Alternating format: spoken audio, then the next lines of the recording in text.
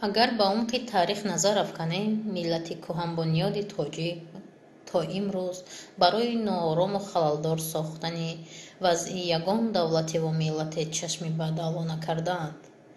ҳангоми ворид гардидан ба шабакаҳои иҷтимоӣ имрӯзҳо ҳамаи мо шоҳиди он мегардем, ки қазия дар ворух чист. дар марзи тоҷикистону қирғизистон, ҳамсояи кишвари мо, чӣ сару садоҳост? аслан ба таърих назар афканем, ворух моли тоҷикистон буд, пораи ҷони ҳар як тоҷику тоҷикистонист ва хоҳад монд.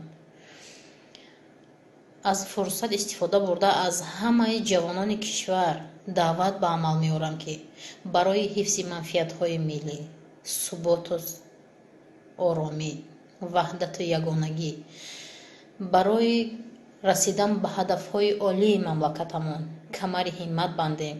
нагузорем, ки нохалафе ягон гурӯҳи бадхоҳе нисбат ба давлату миллатамон чашми бад аъло намоянд ва дар зери сиёсати хиратмандонаи асосгузори сулҳу ваҳдати миллӣ, пешвои миллат, президенти ҷумҳурии Тоҷикистон муҳтарами Эмомалӣ Раҳмон муттаҳид гардида ватанамонро аз ин ҳам ободу зебо намоем.